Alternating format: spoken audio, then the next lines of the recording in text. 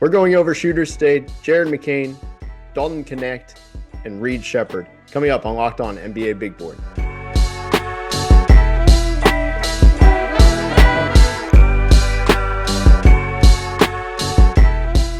Thank you so much for making Locked On NBA Big Board your first listen of the day.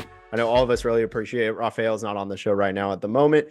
He's been grinding all week. He's been going to the Ignite and everything. But filling in, I'm Richard Stayman.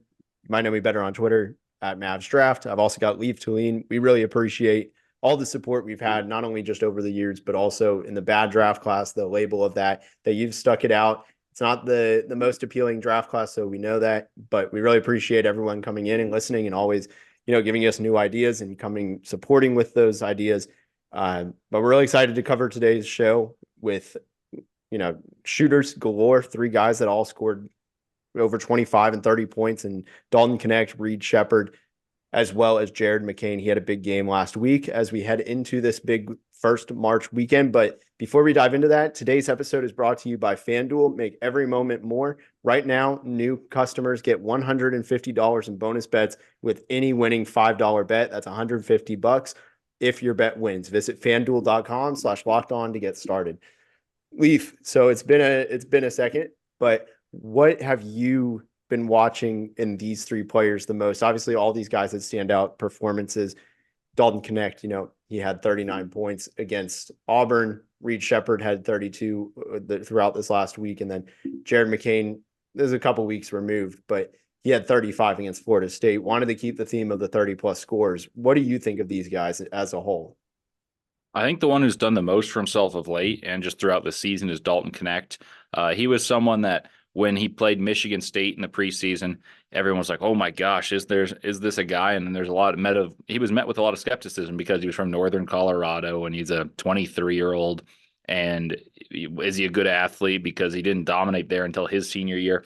And all he's done is become the most potent offensive weapon outside of Zach Edey in college basketball. And he does it a very different way.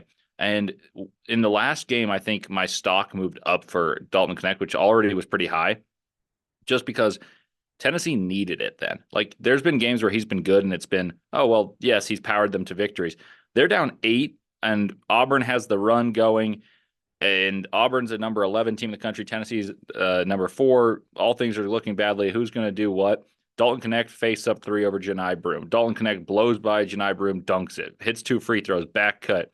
And whenever he needed it, whenever Tennessee needed anything, Dalton Knecht did it. And he showed it that he could do it in a plethora of ways. He's got the face-up game. He's got a mid-range coming off pin downs. I think he could be a specialist at the NBA level as a shooter. I think he's that good of a shooter. I think he's got more versatility and athleticism than many specialists that are billed out as, oh, he's just a good shooter. Well, look at all those guys that we've talked about as good shooters and what they did in college and what their offensive workload was. That was shooting. Like Duncan Robinson wasn't very well heralded, but when he played on that championship team, he was a shooter. He was a supplementary piece. Dalton Knecht is going to be the second best player in the country this year, and he's going to be a first-team All-American pretty much unanimously, if not unanimously. I'm pretty high on him, and I think he's got more upside than I initially thought, and I already had him in the top 20. I think I'm closer to 10 than I am 20, and he might find his way into my top 10 just because I think he's going to be able to score. He's a pro playing college basketball already. And there's a lot of teams that could use an NBA-ready guy, as we saw with Jaime Jaquez and Brandon Podjemski and some of these older players playing immediate roles. Yeah, completely agree. It's interesting, like you said, Dalton Knecht, he was, he's 23, right? He's older, but he's not your typical older guy. He's a very much a late bloomer, went to JUCO, then Northern Colorado. Like, he has done the ideal steps if you want to start from a small school, like, you may be a little bit behind the curve, like, he's the guy to watch. And like you said, with the specialist, yeah, he might be more of a specialist than somebody with his stats and his caliber in colleges, but it's not a bad thing. Like, I think he could be the ideal off-ball wing. Like, this is crazy to me. I was curious. He scored double digits in 14 straight games. And if you were just to pull apart any 14 straight games of any prospect, this might even include Zach Edey, I don't know who has better stats. This is dating back to January 10th. Again, started with Mississippi State. He has averaged 26.6 points a game, 5.7 rebounds, 2 assists, 1 steal, 1 block, only 1.4 turnover, on 50% shooting, 45% from three, and 74.5% from the line with 7.5 attempts a game. Like, he looks like the ideal wing. Like, he is just doing it all right now. And I really like covering the Orlando Magic in a way, but at the same time, they're in a winning position. But I really wanted him to be the pick. Like, he is the guy I would love to see them have. Currently, the Magic are projected at 17. I don't think he's going to last that long. Do you? No, I'll put it this way. I'm not saying this is where I have him or where I've heard anything, but I'd be more surprised if he's there at 17 than if he's taken at 5 or 6. Like, I don't think he's going to go that high, but I almost guarantee he's going to be gone by the lottery. Like, you look at some of the specialists from last year, and you'd say, oh, they were good players, and oh, they're younger. Like, Grady Dick was the 13th pick, Jordan Hawkins the 14th pick, and there's been a mixed bag. You see a few other players like Jet Howard win 11, and he hasn't played very much. And then I thought about what players have been this productive that I'd label a specialist in the NBA. The only one that comes to my mind is Buddy Hield. Buddy Hield was robbed of the National Player of the Year in 2016. Yeah. Frankly, he was. Like, he should have won that over Frank Mason by a mile. And I liked Frank Mason. But what the difference is Dalton Knecht is more an on-ball isolation guy. Buddy Hield was an unbelievable, unparalleled shooter in the college game who would play off like closeouts. Buddy Hield was a closeout guy who then at the end of games would draw fouls, and he'd supplement his stats with some runouts. And Dalton Knecht's doing this in isolation against the most athletic league in the country. So I really buy what he can do. Yep. At the NBA, the one question I have is, okay, so he's going to be attacked. Like, it's whether fair or not, you're going to be attacked defensively. If you're a white wing, like George Niang talks about this a lot. He's like, I don't feel like I'm bad defensively, but the label is that I'm going to be attacked no matter what. So can he defend? No one knows, but offense is becoming more important than defense right now. Shooting is coming at a premium. He's an unbelievable shooter. His splits are really good when taking difficult shots.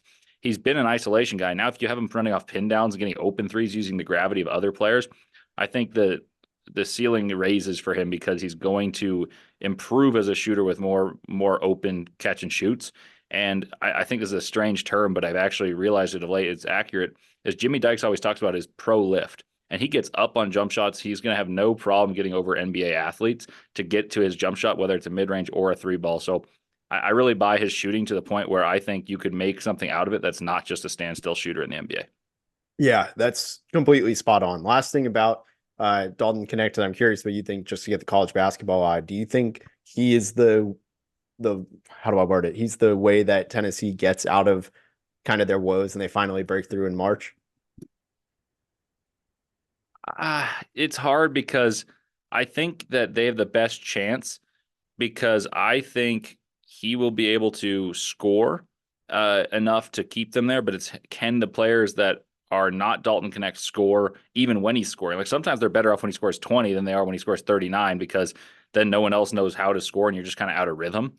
So I think draw is a big decider of how well they can do. And then how well Zakai Ziegler and Josiah Jordan-James would be my 2 and 3. But I think this is the best Tennessee team since the one with Grant Williams, and maybe it's better suited to win in a tournament because they score more easily, whereas that team was more rugged and played low-scoring games. Yeah, that's completely fair. Well, coming up, I want to be able to talk about Reed Sheppard as well as Jared McCain, get Leif's opinion on both of those guys' teams as well. Reed Sheppard obviously is in the SEC. But first, let me tell you about FanDuel. Get buckets with your first bet on FanDuel, America's #1 sports book, because right now new customers get $150 in bonus bets with any $5 bet. That's $150 if your bet wins. All you have to do is bet on all your favorite NBA players and teams with quick bets, live same game parlays, exclusive props, and more. Just visit FanDuel.com/lockedon and shoot your shot. FanDuel is the official sportsbook partner of the NBA.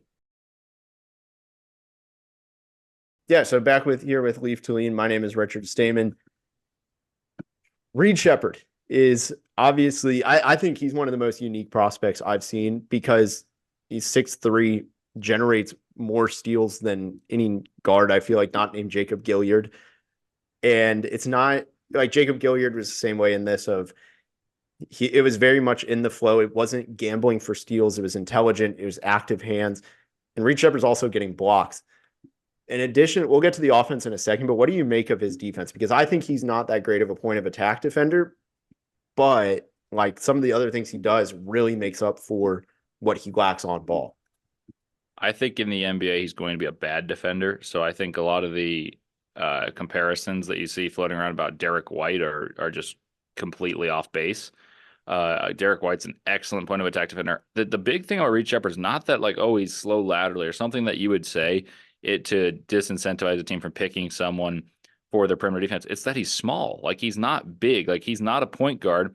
And even if he were a point guard, he's not the type that has the unbelievable lateral speed to slow you down, but he's also not big enough to put on a two guard that's not as quick. So I just don't think there's a spot for him defensively. I think teams will shoot right over him, and I don't think anyone's scared of attacking him. And like I mentioned in the last segment about Dalton Knecht, you're gonna fight that battle no matter what if you're Reed Sheppard, much less being the size he is coming into the likely lottery pick range. I think there are going to be teams that are scared off just by his size, fairly or unfairly, because I don't see a way he's not attacked as a defender. Yes, he's a very good shooter, but he's not a point guard by nature. I think there are some teams that would try to put him as a point guard, and it may or may not work. But you have to be like such an elite talent, like Trae Young. Trae Young came into Oklahoma, scored 27 a game as a freshman, and just like absolute masterclass point guard. And yes, he's a terrible defender, but you're still going to take Trae Young. I don't think Reed Sheppard's got that. And I know, oh, he's considered this great defender. He's on the top 25 Wooden Award list for defenders. Well, he's not that. And in the NBA, you're picking him either to be a specialist as a shooter or a point guard, and he's not a point guard, and he's not the defender. So I'm lower on Reed Sheppard. I think it's hard to be as optimistic with the pure measurements, because I think he's going to measure around 6'1 and a half, 6'2. Yeah. And he's going to be a very good shooter, and I think he's got a role, but I think he projects more as Peyton Pritchard than he does Derek White.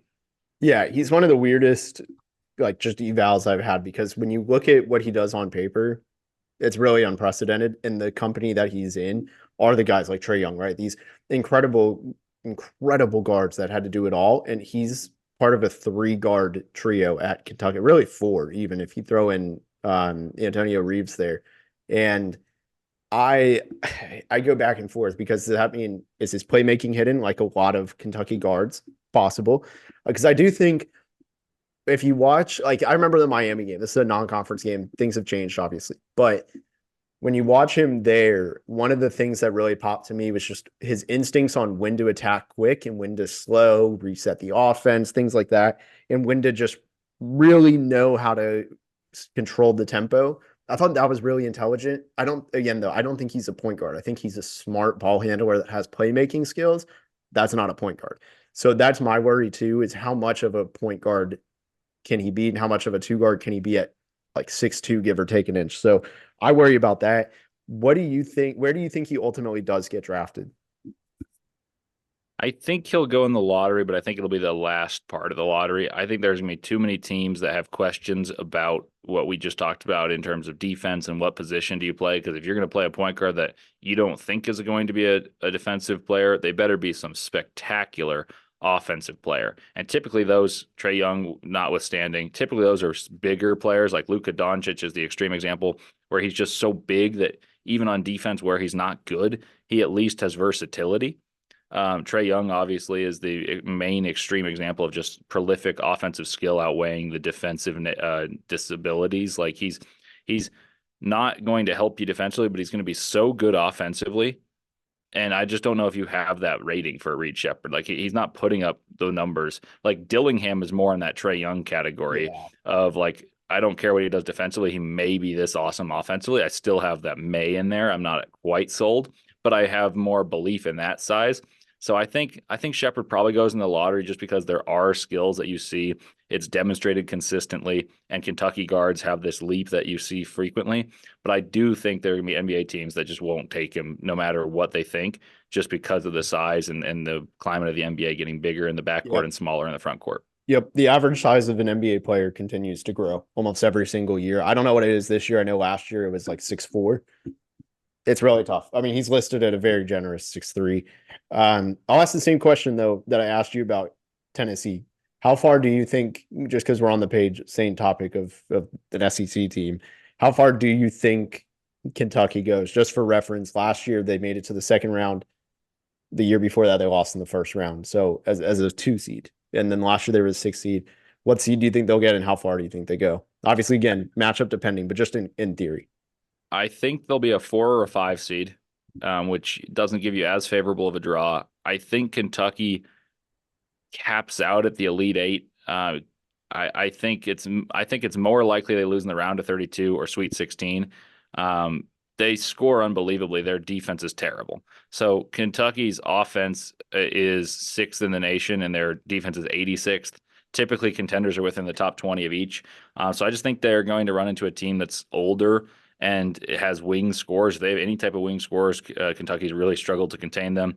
I think Kentucky's got some of the most potential of anyone, but you got to be consistent in March, and they don't quite even have a set lineup that they trust at the end of games, much less a set starting lineup. So I'll go with a Sweet 16 as my projection. That's fair. I personally think, yeah, Sweet 16 is probably where they go. I don't know how much the age of the team is going to matter. I never know how to judge Kentucky in the tournament, because sometimes you get 2014, sometimes you get 2022.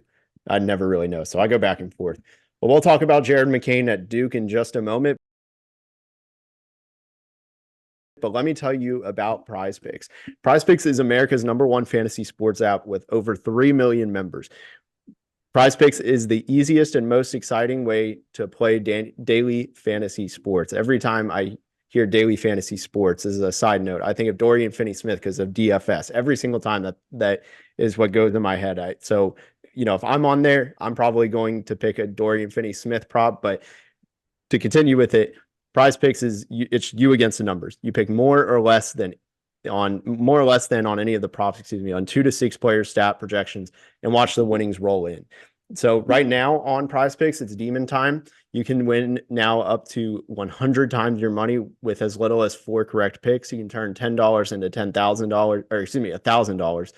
Demons and Goblins are the newest and most exciting way to play at Prize Picks. Squares marked with red demons or green goblins get you different payouts. You can now win up to 100 times your money with as little as 4 correct picks. And you can also pick against celebrities such as like Meek Mill and many more as well. So I know personally on Prize Picks, I made a pick last night in the Thunder Spurs game of Lou Dort over his threes. I can't remember if it was 1.5 or 2.5. Either way, I missed it because Thunder lost to the Spurs. But there's a lot every single night. There's some really unique props, and I think it does a good job of keeping fans just locked into the NBA and what's going on that. So go to prizepicks.com/lockedonnba and use code LOCKEDONNBA. That's all one word for a first deposit match up to $100. That's prizepicks.com/lockedonnba. So back here again with Leif Thulin and Richard Stayman, myself. We're talking about Jared McCain at Duke. I think he's somebody that, look, if he was 3 inches taller, maybe even 2, we'd be talking about him as a surefire lottery pick. I think his shot is really nice, evidenced by 86% free throw number. Granted, he only goes about once a game to the free throw line, but also 42% from 3 on almost 6 attempts per game. Decently efficient from 2, 46% from the field, 13 points a game. And with Duke, they have the ACC Player of the Year most likely. Correct me if I'm wrong, Leif. It's Filipowski, right? Like I disagree. I think it's RJ Davis. I think it's RJ Davis. Yeah, actually, what he did. If we're staying on the topic of 30 plus scores, he got 40 plus. So he actually does have a stronger case. You are right. Regardless, he is on a team with at least the runner up. He's also got 3 guards, really, between Proctor, Caleb Foster, who actually is hurt now, but Caleb Foster likes to see the shot go up a lot. Proctor still hasn't really taken that jump. And then Jeremy Roach is in his last year at Duke, I believe. Never know with COVID eligibility, but I know he's at least a senior. With McCain, I think he's had a weird fit overall with the roster, but I'm curious what you think, Leif. First of all, I'll give you a softball question here. You buy the shot, right? Like even at his size translating. Oh yeah. He can shoot the ball. Like he's one of those guys that when he misses, it looks good. And there's a lot of guys that it looks good and they miss frequently, but when he makes it, it's pure as well. So Jared McCain to me has a chance to be the best draft prospect for Duke. I'm not very high on Filipowski, but I don't think McCain's necessarily going to come out this year. If I were him, I would see if I could get some more on-ball reps, play alongside some freak athletes that they'll have with Flag and a few other players coming in for Duke and see if he can have that supplementary role and play the same role he played in the NBA. Whereas this year, I think he's kind of been very good when he's played well at being aggressive. And then other games, he just doesn't make too many like freshman mistakes, if that makes sense. So shooting wise, I absolutely buy him, and he'd be in the upper echelon of this draft class in terms of shooters. I think he needs to gain some strength and more guile with the ball in his hands for me to buy him as a prospect for this year's draft more so. But there is upside to him. So if he were to enter the draft, I would still consider him with a first round pick. I just have a little bit of tentativity about committing to him as my pick, considering I haven't seen him play with the ball in his hands and he is smaller. So how much do you put on, like, okay, we want an undersized two guard who can shoot, or how much do you want to tinker with the idea of him playing point guard? So I think he's more 2025 than 2024, but he's a very, very good shooter. Yeah, it gets increasingly harder and harder. We talked about it right in the last segment. Like, it is harder and harder the shorter you are. If you are not a primary on-ball guy and you're not a primary point guard, it is really hard to make it in the league. But if you are elite at shooting, there's always a spot for the most part. Obviously, if you're 6 feet, may not be the case. But with McCain, what I agree in theory. The problem is, like, just looking at their class next year, I don't know enough about Con Newpel. He's the one guy I feel like in the top 25 I just haven't been able to dive into, but they have Darren Harris, who's 6'6", lights out shooter. Isaiah Evans, who's listed also at 6'6", might be the best shooter in the entire draft next year. Would McCain and I think Caleb Foster's coming back. Would McCain get the point guard reps? That's what concerns me. And they might even get someone in the portal. Like, in theory, I would love to see them get him those point guard reps. So I feel like what they're going to do is just add a veteran point guard to surround those guys, which is almost not unfair, but it's just not ideal to McCain. And that's what worries me. I almost think he might be better off going to a team that's stacked at guard, say like Orlando, right? And what Orlando's done with Jet Howard this year is they let him just absolutely cruise in the G League. This is not his rookie year. Next year will be treated as his rookie year. I'd almost like to see them do that. Let him get that point guard play out in the G League, higher level of competition. They have a clear objective. They're able to control the development. I think that might almost be my preferred route. And it's a weaker draft class, so you could still get that first round pick. Whereas next year, I think it's going to be so much harder. But in theory, I do agree with you on that. With McCain, I mean, I also found him to be sneaky, like athletic. I did not expect him to have such quick burst. Is there anything he's a good rebounder too. Yeah. Like that. Yeah. That's what when you said he's sneaky athletic, I wanted to make this point is the way you become an undersized guard, obviously shooting is the biggest part, but secondly, you either have to be a good pest on the ball or have some other attribute that keeps you on the floor. His rebounding and defense on the ball is solid in college, and it's hard to tell because they don't have a rim protector at Duke. Like, is he kind of funneling people in and it's not actually bad defense? But like, if they had a Mark Williams or a Derek Lively, would he be considered a better defender erroneously? I don't know. I think it's interesting, but you can't deny his productivity on their glass. He's averaging 5 rebounds a game. He's had numerous where he's gotten 10 boards a game. And this is for a freshman. He's not fully developed. He's shooting well, picks his spots offensively. I actually like him more than I thought I would coming into this year. I was pretty much like, okay, that's a 2025, 2026 guy. And now I'm not sure I disagree with my initial assessment, but I think he's better than I realized. And I would give him some reps at point guard, but I think you're right that the transfer portal is certainly a possibility. I think the fact that they have Flagg and Evans, that's going to take ball handling responsibility anyway. So maybe by committee next year, and that assumes Proctor leaves. Yeah. I for what it's worth, I think no matter what happens, Proctor has to leave because you can still give him the benefit of the doubt. He reclassified, even if he was a little bit older. He reclassified. This could be, in theory, like catching up to your age year. But if you're a junior next year, you stop losing that benefit of the doubt. So I think he goes. Well, I'll give you the same question I gave you about all the other teams. Hit me with, because, and for those who don't know why I've been asking, I apologize for not painting that picture. Leif is one of the most intelligent, if not the very most college basketball. He's grinning, but I'm serious. He's one of the most intelligent college basketball minds out there that is able to not only separate from the draft, but also integrate to the draft what he knows in college basketball. So I trust Leif. He tells me something, I'm like, all right, yep, that's fact. I never question it. And so I'm curious, what do you think Duke's ceiling is? What do you think? And I'll kind of twist it a little bit, but if Jared McCain has a great March Madness, One, how far does obviously I guess great March Madness implies winning, but how far does that take him and what does that do for his draft stock?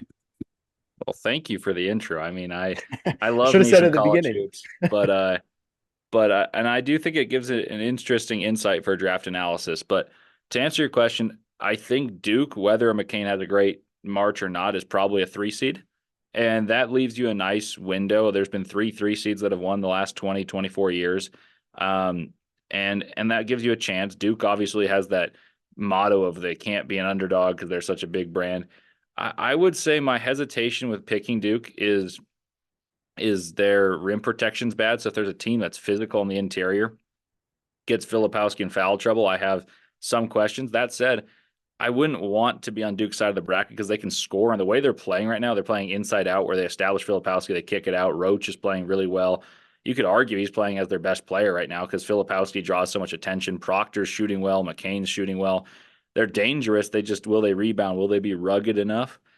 So I think this is an Elite Eight team. That's the way I don't think they're as good as some of the teams at the top, but I don't love all the teams at the top. So given the right path, I could see them make a Final Four. If Jared McCain gets hot, I think they have a real good chance.